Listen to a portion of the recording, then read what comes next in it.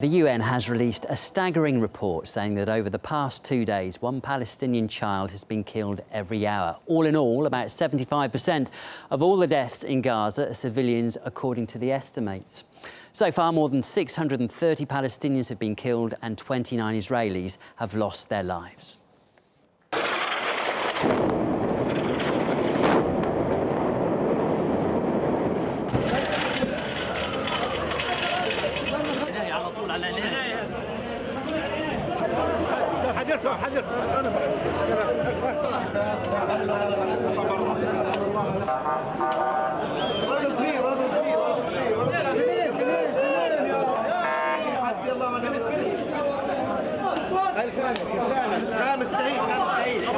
Well, a Norwegian doctor volunteering in Gaza wrote an open letter in an attempt to draw international attention to the horrific scenes witnessed by the medics, and he describes lakes of blood in emergency rooms and a never-ending flow of wounded. Mads Gilbert here also appealed to Western leaders to go to Gaza in person and see what's going on. He says that spending one night at a hospital where he works would be enough to change their minds. Harry Fear has more.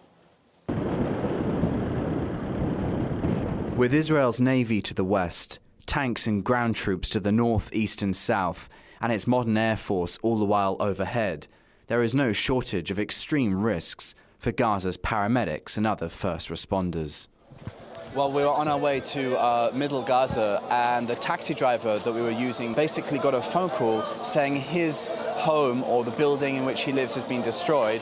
This is what's left of it. The Israelis called us, ordering us to evacuate our home, and just after we left the home, they bombed it, reducing it to the state you see it in now. I am happy that nothing happened to anyone from my family or any neighbors. Despite losing his home, our driver insists we continue our journey. As we travel south from Gaza City, airstrikes and shelling become all the more visible. But the Palestinian Red Crescent's ambulances haven't reached some affected areas, leaving civilians distraught. But entering such areas can be deadly for paramedics.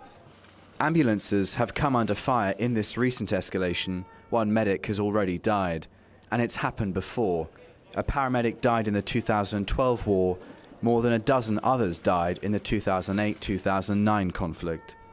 Well, in the last 5 minutes of being here at the Al-Aqsa hospital in Middle Gaza, we have seen 3 Israeli unmanned aerial vehicles fly over, and we've seen just as many dead bodies arrive here. In order to let Palestinian paramedics do their job, Israel called a unilateral ceasefire in an area that's seen heavy strikes. Scores of ambulances, fire engines and diggers rushed in to help the many injured and to recover bodies. A barrage of missiles struck the surgery department, which is home to casualty and trauma patients, causing many deaths and injuries. First responders are internationally legally protected workers. Fearing that's not enough, they've been joined by foreign activists volunteering as human shields. But even with that protection, foreign volunteers shielding an early civilian evacuation ended in the death of one teenager, apparently as a result of multiple IDF gunshots. Exhausted and overwhelmed with people needing their urgent attention, Gaza's paramedics have a seemingly impossible job to do, all the while trying to avoid being part of the body count themselves. Harry Fear, RT, Gaza.